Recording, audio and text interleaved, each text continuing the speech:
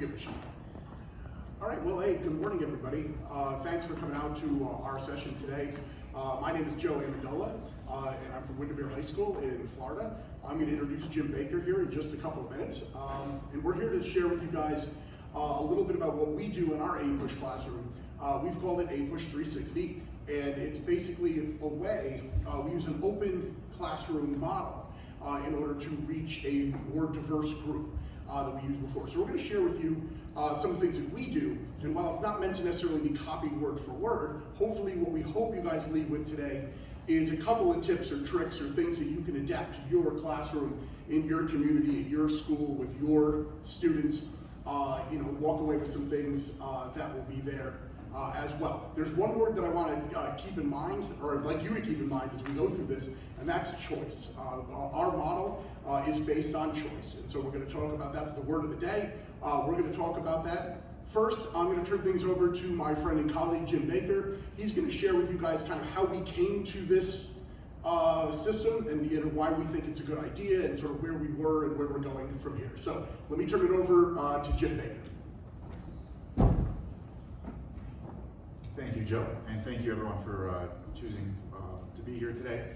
What I want to go over is kind of our evolution. This was not an overnight thing that we realized pretty early on that we work well together, and that's not always a thing that you can take.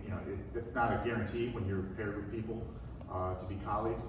It just so happened that we were very compatible, and we have similar teaching styles, but we do teach different. Our strengths are in different subjects, and in AP US History, there are a lot of different topics, and there are certain topics that I would much rather have him teach, and we kind of realized that in the first 2 years. We teach at Windermere High School, which is outside Orlando. It is in western Orange County. It is a big public school. It is in an affluent area. We have over 3,000 students. At one time we had about 4,000. And then our school down the road was opened up. They're building schools faster than they can adequately serve the students. But we opened in 2017, and for those who are wondering, those are our classrooms. So I'm putting a little context in this. And they put us together because we were collaborating. We like to collaborate. And our rooms actually, and this is a student breakdown, diversity. It is 57% minority enrollment, and we do have a large population of students taking advanced classes. So it is a public school, but we do have a large AP program. We also have if you know the term Cambridge or ACE, we run those two programs together. And like I said, we're compatible. This came from the yearbook. I had a couple different sets of teachers that they might not have taught the same subject, but they were friends in the classroom, out of the classroom. My 5th grade teachers, I had 8th grade teachers that were kind of the same way. And I always thought that was kind of cool to have teachers that were that close. And luckily I was able to find that with Joe. But what the school did was they really wanted us to collaborate because they saw something there. So they moved our rooms from a traditional, couple doors down in the same hallway to what we have, which is we call it the pod. So you have your main hallway, and I don't know if you can see main hallway here, and this is automatically going, so that's gonna be interesting. Like it's time. So the main hallway, and this is the pod. And what we had were about 20 circle tables in here, and my classroom over here, Joe's classroom over here, a world history classroom, and a science classroom. And what they wanted us to do was to use the pod, to use it, collaborate, and I guess what the design was originally for was for team teaching, but we don't do teams, we do PLCs. So that's why you get a science lab and world history and a kind of variety of teachers. And what we did is we started using the pod concurrently with our students, and we kind of took our students and kind of combined them together. I designed the logo. Now this is a very important moment right now, because for years this has been debated. I chose our Wolverine head with the Uncle Sam hat, and consider we call it the pod. Why do the P's have A's and B's? Oh, they're not going to know because they're last names. There you go. Thank you. Yeah, there are students. So, and some of the kids do actually get that, So we kind of, and what we did is we just kind of took over the pod. We didn't really ask for permission, we just kind of did it. They wanted us to work there, so we wanted to make it ours. We make it APUSH Avenue, we decorated it. This is the door to my classroom. You know, decorations everywhere. Even though these are two other teachers, we didn't really ask, we just kind of did it. So it's kind of asked for forgiveness and permission later, or whatever. So we celebrate our success, all right? We've been very successful. Not so much, we don't really focus on the pass rate because we have, and I'll show you the numbers in a second, the number of students, like I said earlier, we have hundreds of students in the AP program. In just APUSH, this year I think we tested 328 between two teachers. So we celebrate the fact that we might not have the highest pass rate, but we do pass the most students. And then one year we actually had the most fives in the county. So we teach in a county of 23 high schools, all right, and we compare ourselves, just like the county does, to all the other high schools. And it's kind of, you know, the kids take pride in it when they pass. We have them sign the back of the banners. This is what our friend Dr. Marzano would call celebrating success. So, some pictures of things we've collaborated with. We decorated throughout different holidays. We have speed dating for the reform era, and all sorts of different things out in the pod. So it can be loud. Fortunately, we've had teachers in the pod as well that were very, you know, accepting of our noise in that area. Christmas is always a fun time of year. We have the holiday tree. A lot of teachers do this where the kids make ornaments. And this was kind of a thing, and it's grown every year because our numbers have gone up. So they make their own ornaments, and it's all APUSH related. So this is where we were in terms of, and this does talk about pass rate. But when I started at Windermere, I was by myself, and I had 6 sections, and I had 217 students.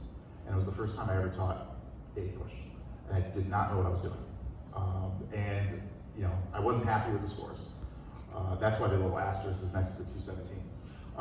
Then we joined forces. Joe came in from a co-ed high school, and we saw the immediate increase. Joe is more experienced than me. He's well-versed in APUSH, and I learned everything I know about this course. And we could see the immediate impact Joe had.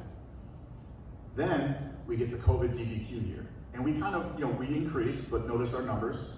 Good news that we were, the good things we were doing in our pod, or we weren't in the pod yet, but. And then the disaster, hybrid learning. In Florida, they forced us to, like in many other places, to use the kids at home had to have the same schedule as the kids in front of you, and it did not work. Unfortunately, I think the speaker this morning mentioned that by October, they had realized that it wasn't working. We didn't realize that. Well, we did, but the people who make decisions didn't. So we went through the whole year, and it just was, well, we had a lot of kids. We had 389 between the two of us. We each had 6 sections of APUSH. In 22 and 23, we really started to kind of get back in the groove. More students were attending, and we started collaborating, and this is when we moved to the pod, all right? Instead of the hallway with, you know, being doors down, we had that common area that I mentioned, and we started to collaborate our students together just with skills. How to write a thesis statement, how to write a contextualization statement, how to write, you know, SAQs. And my students benefited tremendously because Joe has been a reader for 15 years. So, and we saw an increase. You know, we had 202 students. You know, we broke 60%. But if you see the numbers, if you take out 2017, 2018, and you take out the hybrid year, we're kind of in the 59 to 61% range. And it made me think of a clip that if you follow sports, you will fondly remember. But they are who we thought they were. And we're not about to hook. So what happened was, we had kind of like an epiphany. I remember walking out of my room, into the pod. Joe was doing something. And I walk into his room, and we just had one of those like moments that you just kind of like, we gotta make a change. Not that we're not happy, I mean, we just felt we could do more. What we were noticing was attendance issues, and I guarantee everyone in here is fully aware of the fact that we're just not getting the kids in front of us like we should do. Trying to make up tests in terms of kids that were gone, and kids, why wasn't you here when you were saying, you know, and trips to around the world, and you know, so we wanted to address that. Teaching inefficiency, all right? I would teach a lesson. I'd come out of my classroom, stand in between our rooms, and we'd be like, hey, what'd you teach this? Oh, and we taught literally the same thing. And we taught 2 teachers, 2 groups of students, and it seemed pretty inefficient, right? Especially when there's certain topics that I want to teach, and I would like to teach to more kids, and there are things that I want his kids to have. We want to teach more enrichment, but there's no time. You guys know in APUSH that cover, the 1491 to present day is a daunting task. I like to go on to tangents, but that cuts into the amount of time that you have to go over all the different units. So essentially what we wanted to do is maximize collaboration, utilize our strengths, address absences, provide more timely feedback, reduce inefficiency in teaching. And I'm able to show you a clip that kind of it definitely represents the type of meeting we had on that fateful May Day. Now, I am the guy on the right, and Joe will be the guy on the left. That's going to be very obvious. Did you ever get the feeling like you had a haircut, but you didn't have one? I'm all itchy back here.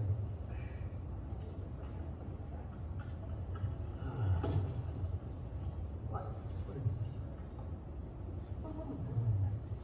What in God's name are we doing? What? Our lives. What kind of lives are these? We're like children. We're not men. We're not. We're not men. So what we did is we turned that into a brainstorm, and we just started talking about how can we do these possible, how can the course can evolve to get past that rate that we're at, and increase interest. We want more kids to be in the program. So we started throwing down ideas in terms of utilizing his strengths and utilizing my strengths, and out of it, this was the logo I designed when the school first opened. So I made it for all AP US history, but out of it came a new idea. We call it APUSH 360. And what it is a complete, there we go.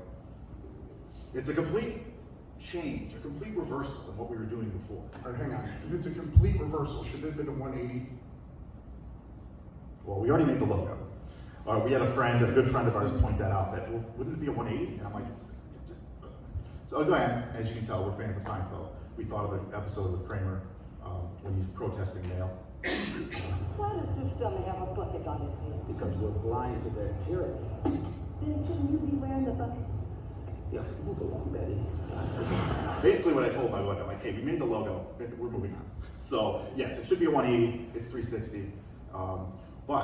So I'm gonna have Joe come up, he's gonna talk about what we do. We understand that not every school has the same situation, all right? But like Joe said at the beginning, we want you to be able to take some things and maybe apply to your specific situation. All right. So what we did was APUSH 360 is the utilization of 3 different areas of class. So we have Jim's classroom, we have mine, and we have the pod. And what we do is we present student choice. Okay, so they can help take ownership of their learning. One of the things that we know is a problem, and you will probably read this, you feel many times as a teacher like, I'm working really hard, much harder than the kids. Why is that the case? And part of it is that you care more than they do. How do we put that back on the students? How do we do it in such a way that they begin to take more ownership of their learning? And we found a way to do that sort of through choice. So our philosophy overall was for a few things. One of the things we realized is that we had an enormous amount of diversity within our AP classroom. The AP student, quote unquote, doesn't exist anymore. Okay, there are all kinds. And when I say diversity, it's all kinds of diversity: academic diversity, socioeconomic diversity, ethnically, whatever it is. Okay, and we had to find a way to hit our highest level kids. And I think one of the things that I had in the early years of teaching this is I wanted to be the source of everything for everybody. And I had a conversation with a guy who taught at a real prestigious school in Connecticut. And I said, what do you do with your highest level kids? And he says, I get out of the way. And I said, we need to make the class more about the kids and more about the content and less about us. And so for some kids, they don't need to hear my 45-minute lecture on every topic because they can read it in 5 minutes and they're going to get what they need. We need to provide a place where they can do that. And so that was the first group that we wanted to begin to deal with a little bit more. Our philosophy is based on the ideas of Rick DeFore. Okay, 4 critical questions. Basically, what do we want all the kids to know? What does everybody have to do? How do we know when they've learned it? Okay, and how do we respond when they don't? Okay, and how do we expand learning for those who are already proficient at a base level? And again, you guys have probably seen this in your classroom as well, where you have that kind of diversity. So what does a typical day look like for our class? Students start off in the regular classroom. So if they're assigned to Jim, they go to his class or they come to mine. We take attendance, we do the bell work, we do the announcements. First 5 minutes of class type things. Then our days kind of break into 3 different kinds. And there's more and there's variety within these. But sometimes it'll be a test or a quiz day. When we assess, we generally keep them in their own class. My kids stay with me and we have a quiz today. I'm going to take the quiz. But more days are choice days. Students move to one of 3 designated areas for class. And I'll show you what this looks like in just a second. All right, and they get to make a choice, okay?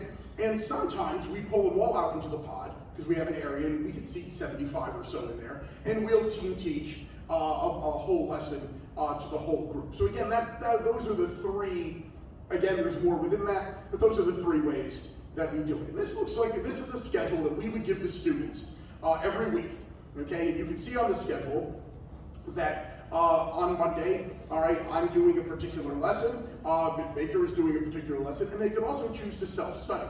All right, one of the things that we realize that AP students need more than almost anything else is time.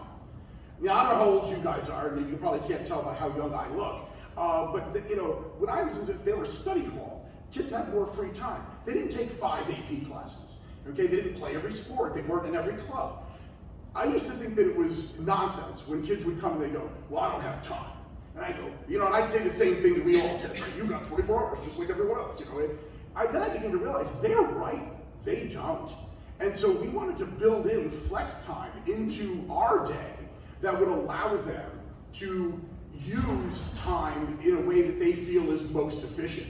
So that was sort of the movement there. So you'll notice that you'll see on a lot of these days, it'll say self-study. And the kids have readings to do and videos to watch and packets to complete and note-taking to take, and do those kinds of things as we go through. Another example is it's sort of a divide and conquer type day. Now, if you look here, you'll notice that on Tuesday, I'm doing a lesson, I'm in blue here, Women in World War II and Japanese Internment. Next door, Baker's gonna do the Road to War from Isolationism to Intervention. Kids make a choice, okay? Which one do you need? Which one do you not want to really read about? Which one did you read about already and not understand? All right, what are you more interested in? And what we find is that when the kids make these choices, there's going to be a little more engagement. We'll talk more about that in just a second. Again, I won't read every one of these. They're all in our presentation that you're welcome to look at. All right, now one of the complaints or issues sometimes that kids will bring up is like, well, if I make a choice, then I don't go to the other lesson. And so how do I get that other lesson? How does that happen?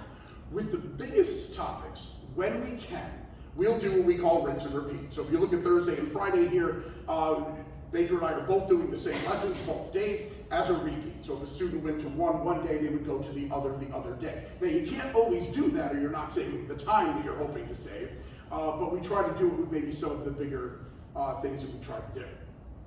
All right, one of the things too that you guys realize as an APUSH teacher is that scoring their writing and scoring and providing valuable and meaningful feedback is a bear. Especially when you have really any number of kids, but if you have classes the size of ours that top out at like 35, and we have hundreds of kids combined, how do I grade all this stuff? Because there's 2 of us, we are able to bring in scoring days. Don't feel bad about doing that. Don't feel bad about providing feedback in class, because sometimes, a lot of times, especially if we're younger, we have a little less experience, or we've been told this, like, well, you're not really teaching. Yes, you are. If you're taking the time to go through students' writing and you're providing valuable, meaningful feedback to that writing, which takes time, you can use class time for that. That is valuable. Teaching is not just lecturing when you can. So you can see here, in this week, I scored on Tuesday. Jim had a lecture in the pod on the Truman presidency that he did with everybody, and I scored, and I called kids in, and I gave them feedback, and he did his thing. Then on Thursday we switched and we did something similar. All right, now as we said earlier, when the students have a test, as you can see here towards the end of the week, And again, everybody has sort of their own strategy. We do the SAQ portion of the test one day, you can see on Thursday here, and then on Friday, they did the multiple choice part of the test, okay? And that allows us to give more questions of each, because our class periods are only about 50, 55 minutes. So, and again, depending on what your schedule's like, you might be able to do something a little bit different. But they do test in a more testing environment in our traditional classrooms. Now, here's my favorite part, because I know what everybody's thinking. All right, guys, this sounds great. I'm so happy for the two of you. This sounds terrific, but what about me? Okay, what if there's not two? I don't have a partner, it's just me. What if, I don't have, the pod area, and I just have my classroom and my kids. Well, we're gonna have some strategies to kind of help you with some of that as well. And the biggest one we always get is, well, what if the students choose to do nothing? Well, I hate to break it to everybody. You have those kids already, all right? They're already there, and they're already doing nothing. But one of the things that we noticed is that when students are able to make a choice, they're more likely to engage. I don't have a magic pill, guys. I wish I did. Here's how every kid will be engaged all the time. If somebody's doing that lesson, let me know and we'll go there next. But we do know that with student choice, they're more likely to engage. They picked it, okay? They picked this lesson, okay? Also, with less students in our immediate focus, we're able to redirect better. When I'm lecturing in front of my class of 35 kids, and you see him, he's doing his math homework. She's not paying attention at all. And you go, well, I could stop and address that, but I'm in the middle of what I'm doing in this. Well, now I have a smaller group. I've got a smaller group that chose to listen to me. They're gonna be more engaged. And I can help redirect students who need redirection better than before. It also gives us time for individual conferences. All right, we can head off potential issues with students faster, or sooner, I should say, than we could previously, okay? And so those are some of the things that have helped. Like I said, I don't have the answer for everyone who does nothing, but if your APUSH class is as challenging as it should be, and it is, they're gonna realize that their grade will suffer, and it will not be as enjoyable of an experience. Also, when they see their peers making choices and engaging in that, they're more likely to do that as well. All right, so what if there's only one teacher? Okay, you might be able to split your class. Okay, you might lecture a small group of kids on this side of the room, while on the other side the kids work on their own, and not busy work, stuff they have to get done anyway. You don't want to give them a different, so here's something else to do just to keep you busy. Shut up while I'm doing this. It's, look, this is due for everybody, but I'm going to talk about this, but if you want to work on that, you can make that choice, because as I said before, sometimes these kids kind of need that time, okay? Also, setting up stations. Now, a lot of us, we've used station work before, but usually it's done in a rotation. All right, everybody go to the first station. Now everyone rotate and rotate and rotate. Well, now we're not rotating, okay? You pick a station, pick what you want to do, okay? But make a choice. Over there, kids are going to work on this SAQ practice. Here, I'm going to discuss, the New Deal. And over here, students are going to work on their packet, their reading, they're going to watch these videos, whatever it is that they're going to do, and they can use their time most efficiently.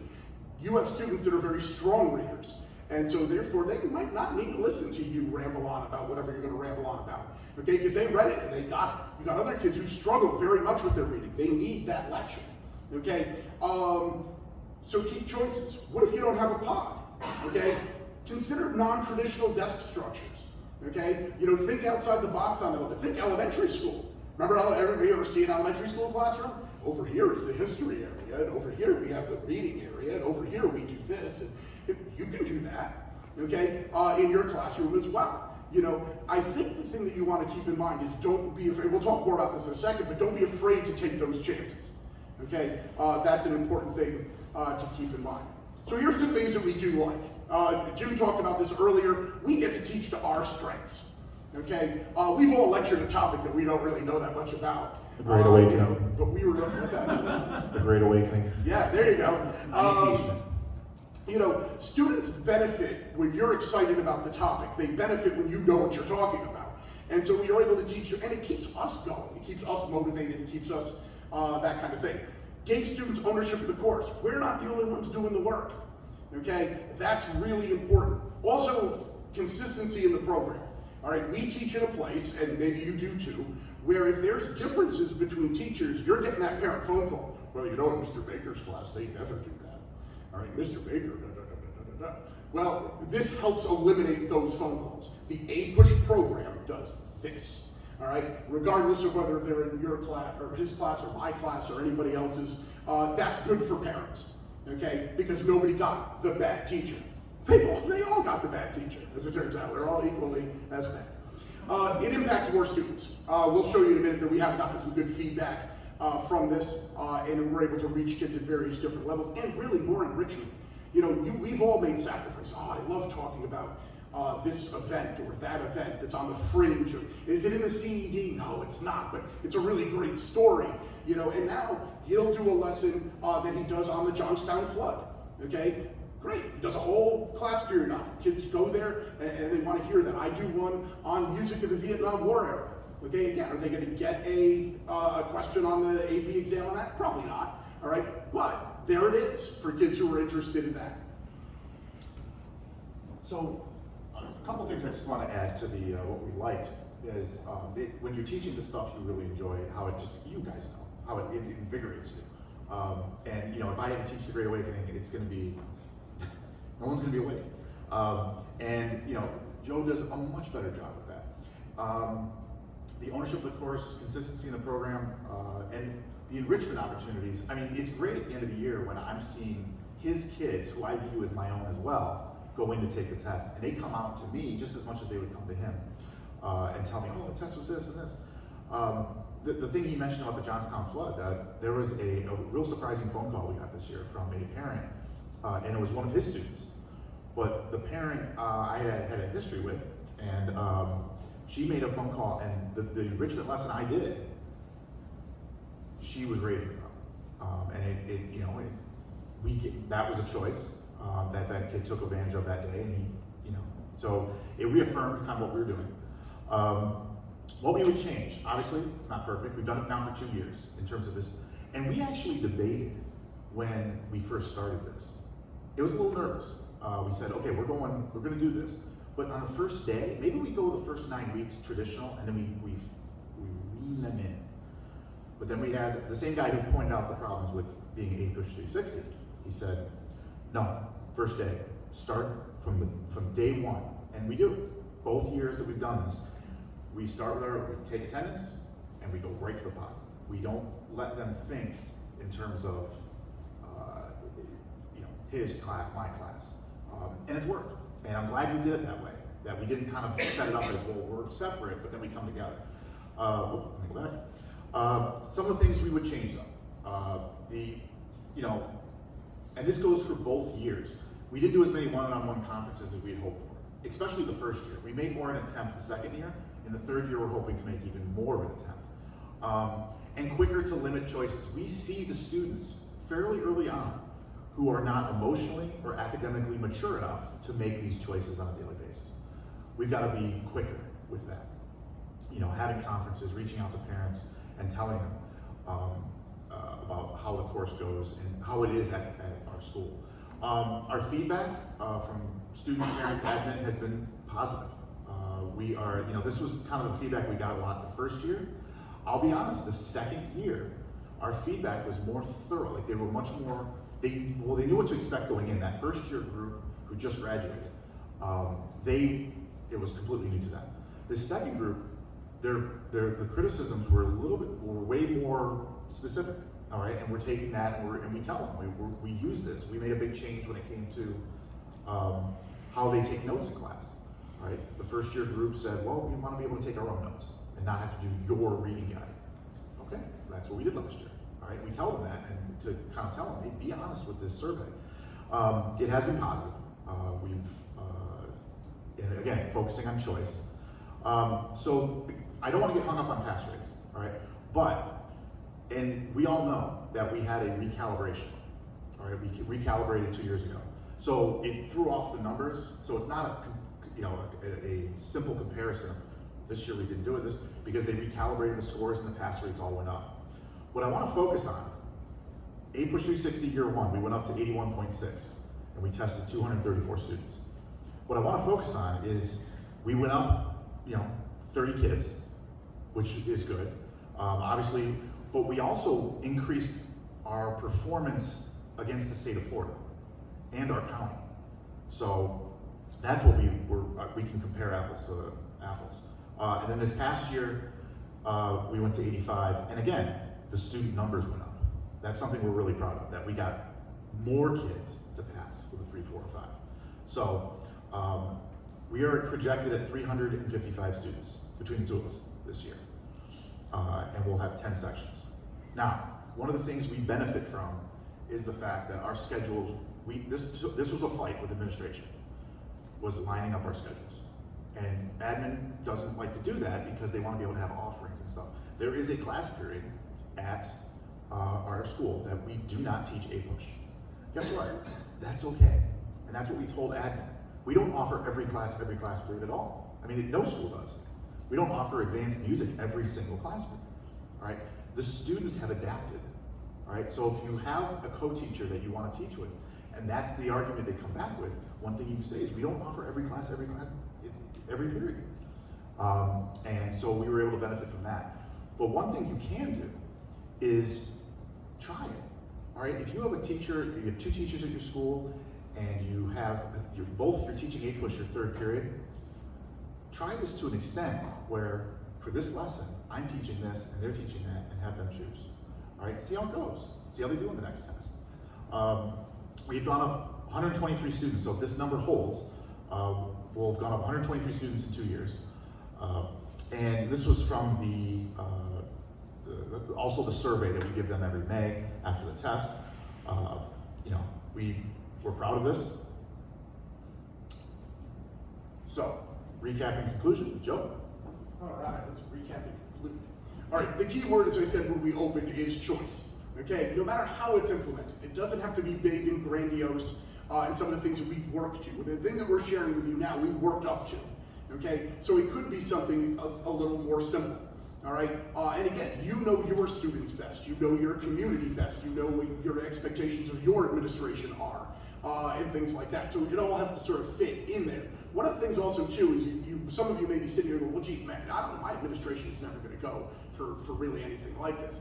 Results will change their mind, and so if you get happy students and parent phone calls that are positive and better scores, we do live in that world whether we want to or not. That will help a great deal.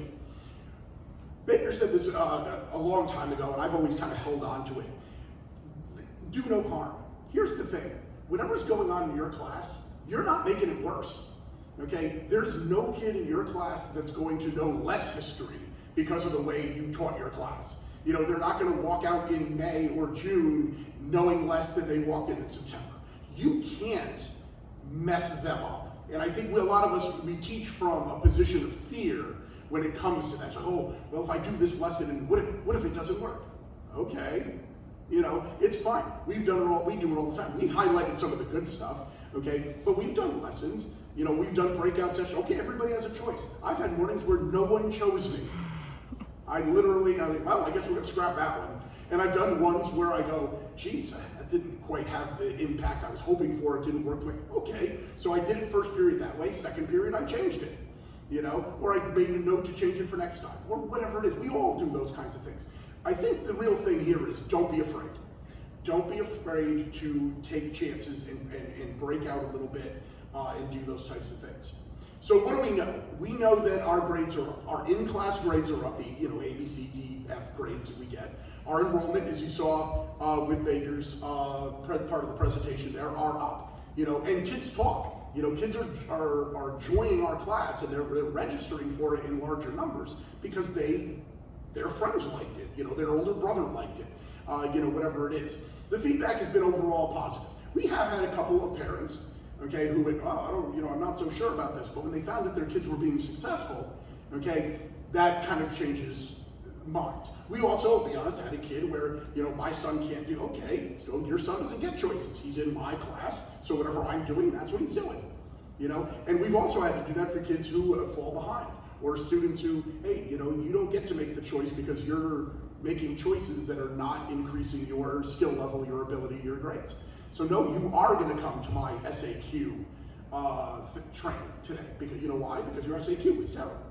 You know, and so you do sometimes have to help them make the best choice. They're still kids, but they understand that. You know, and it's not punitive. I'm doing this SAQ lesson for everybody, but you're coming to it, okay? Because we're going to do what's in the long run best for you, and we're going to see the results in May, all right, on the big test.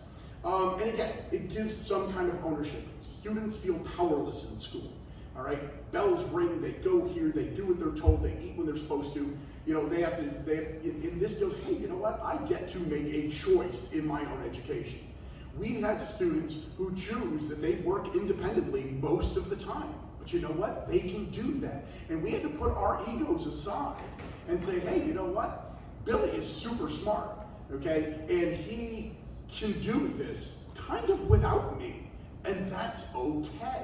That's fine, you know? And so those are things that you have to keep in mind. But and, one thing I also say that Billy's going to be also going to be the student that shows up to one of the enrichment lessons. All right, so he's doing the work, he's given the time to do his work, but then does still come to the enrichment lessons because he's on target, he's ready to go. We've seen that a lot with kids that, oh, I'm gonna go to the pod and I'm gonna, you know, we check in, make sure they're on task, but then when we have an enrichment lesson, you know, protest songs of the 60s or, you know, a deep dive into JFK's presidency or whatever, they're there. And so and as we all know, you're not gonna be able to teach all the content. I think what this model did for me is to let go. Just have faith in the kids that they're going to rise to the challenge and be responsible for things outside class. And the thing too is that it's made us happier. You know, combined, we've been teaching 50 years, okay? And so, you know, every day is different for us now. You know, it makes it a little bit more interesting, and I think the students see our energy, you know, in you know, how important we think this all is, okay? We do have a couple of links that are in the app. One is the check out our handout. It's the top 10 things to remember and one thing to forget about APUSH 360 open model classroom. That's a really good sort of, I'm not going to say it's a one pager, but it's not, it's two. But it'll give you some quick tips and tricks and things to sort of keep in mind. Because it really is nothing, it's not the structure you create or how you do the schedules or whether you use AP Classroom or something else. It's really about a mindset shift of this course belongs to the kids. The College Board provides what they provide, and I'm a tool that helps students access and get the things that they need to get. You know, it's not. We all fall into the lecture trap where I got to get through all this stuff. Free yourself from that a little bit. You don't have to get through all the stuff. They have to get through all the stuff, and they can do it in a variety of ways. You're one of them. Okay, the book is the other. Videos from various creators is another, whatever, okay, and they even work, you know, sort of with one another. I think we hit most of the things that we wanted to make sure that we talked about a little bit. Does anybody have any questions or any comments at all, or maybe a specific situation that you'd like us to talk about? Yes, sir.